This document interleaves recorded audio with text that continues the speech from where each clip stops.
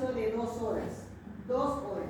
Aunque ahora me están diciendo que solo están tomando la basal, o sea, la que se hace en ayuno a la primera y después a las 2 horas.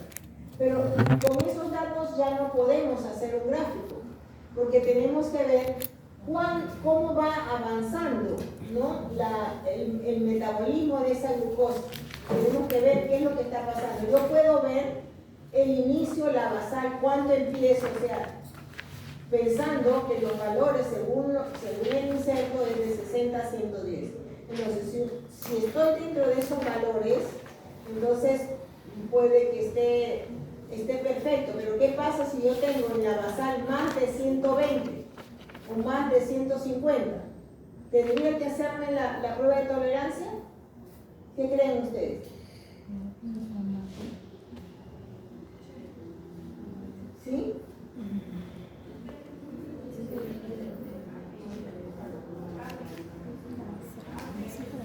Puede ser 110. Miren, hay que tener, cuando ya el valor está súper elevado en la basal, yo ya no puedo hacerle esa prueba. ¿Por qué? Porque ¿en qué consiste la prueba de tolerancia de glucosa? Consiste en que me toman la primera muestra y luego me dan que tomar una gran cantidad de azúcar. Ahora se ha estandarizado 75 gramos para los adultos. ¿Ya?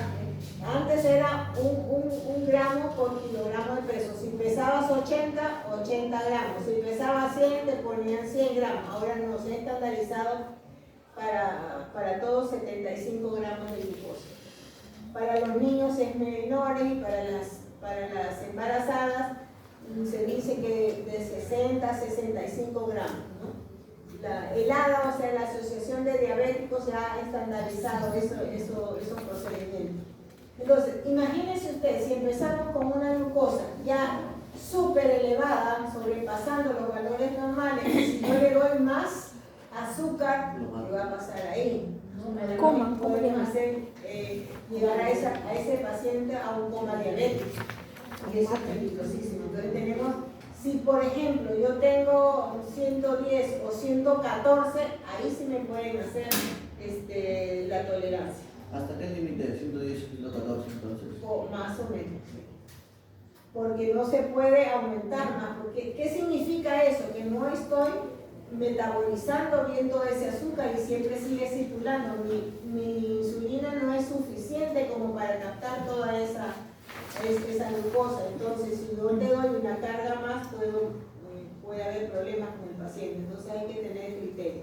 Si está arriba del 115 hasta el 120. Sí, todavía puede ser así. Observemos acá entonces. Miren acá. Aquí tenemos el tiempo en minutos, ¿no? Que se ponen acá, y aquí tenemos los valores, ¿no? de la cantidad de glucosa. Observamos la línea, en un paciente normal, esta línea azul, empezamos con una glucosa basal, miren, aproximadamente aquí, antes de 100, ustedes ven acá que tenemos 100, ¿cierto? Antes de 100, una vez que le tomamos la glucosa basal, le damos a consumir los 75 gramos de glucosa. Se supone que es una carga grande de azúcar y esta glucosa va a subir, ¿cierto? Pero como el páncreas está muy bien y está secretando la suficiente insulina, entonces está captando toda esa azúcar y llega un momento que en un espacio de 2 horas esto se normaliza y la curva cae.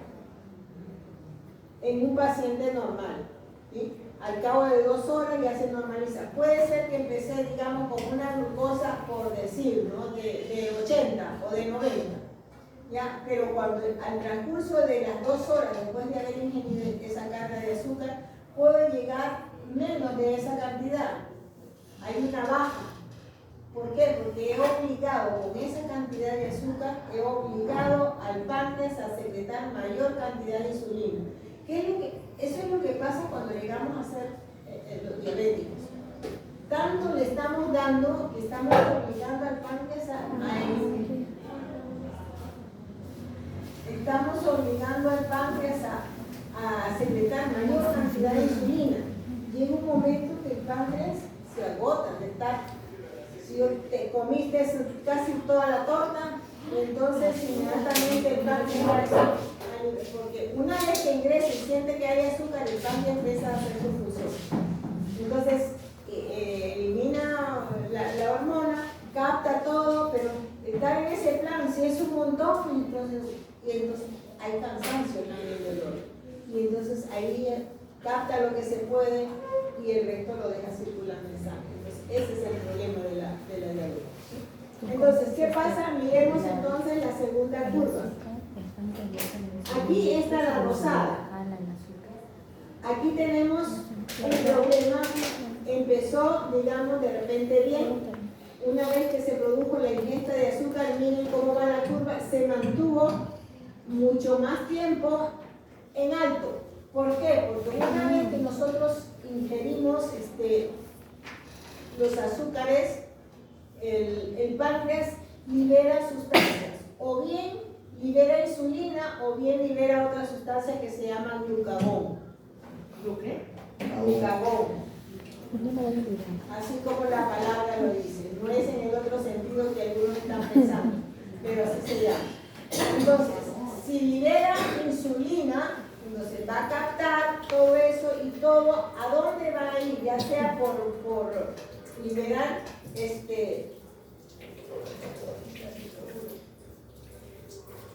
liberar insulina por el páncreas o liberar glucagón, y ambas, por cualquiera que sean los mecanismos, van a ir al hígado, ¿no? Ustedes saben que una vez que van al hígado, después primero se metabolizan ¿dónde? ¿En cuál órgano? ¿Dónde se metabolizan? ¿Dónde se metabolizan los alimentos? ¿Dónde se metabolizan? En el estómago. En el intestino. ¿Cuál es la fábrica del metabolismo? A ver, les pregunto, ¿por cuál es el órgano que elimina las sustancias al exterior de nuestro cuerpo? El intestino. Bueno, es una estándar, pero la que metaboliza todo, tenemos dos órganos importantes. La riñón. En el intestino simplemente nos permite eliminar los desechos. El riñón es la principal maquinaria que nos ayuda a eliminar los residuos tóxicos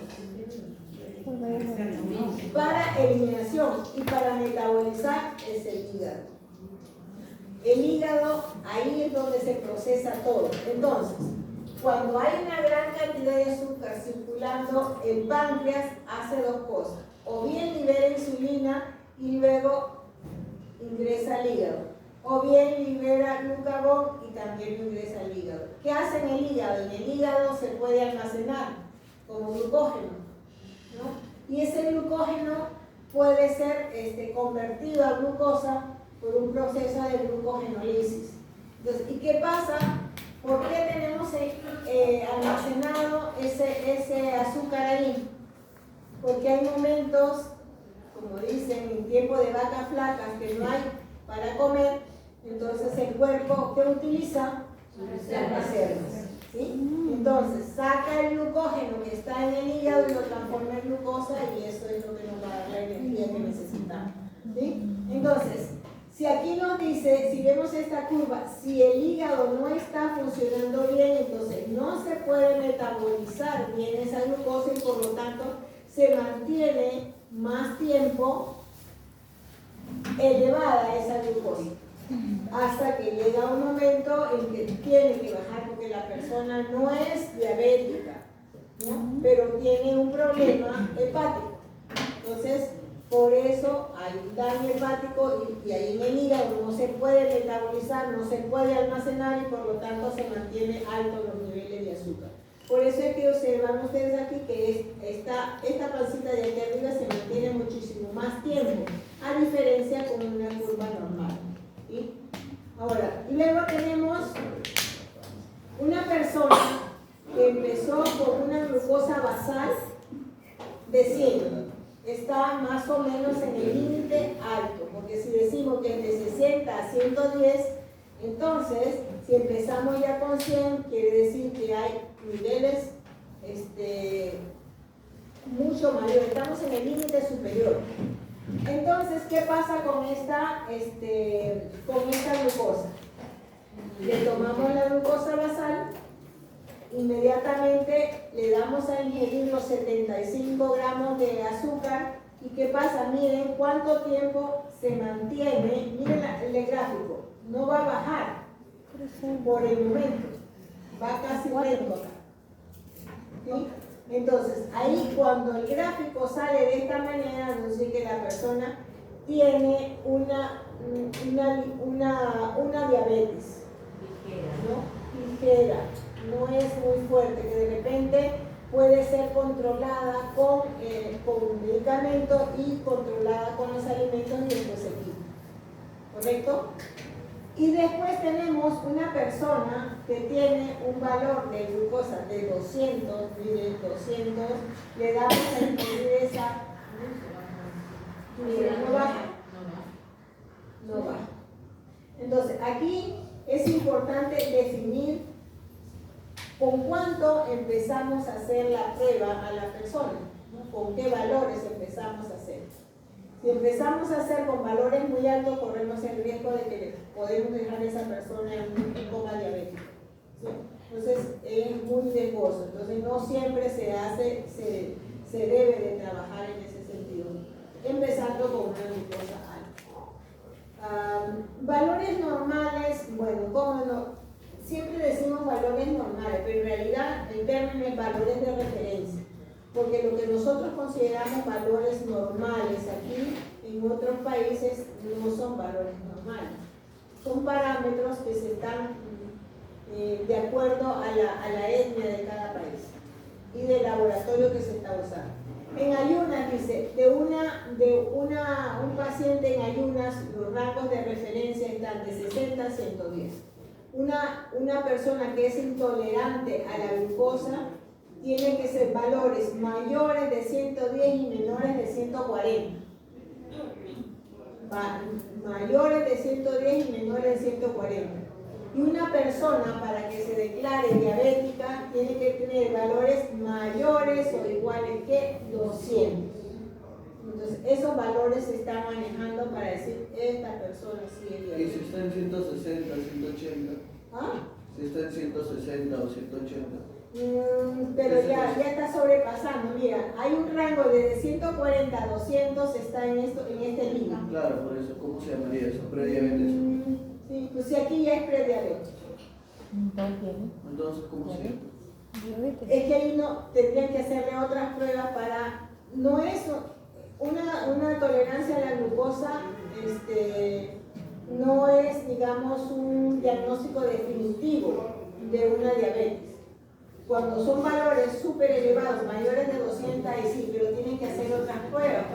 Pueden verificar o pueden hacer la prueba como resistencia a la insulina, pueden hacer otra prueba como la hemoglobina glicosilada, etc., ¿no? Para comprobar qué es eso.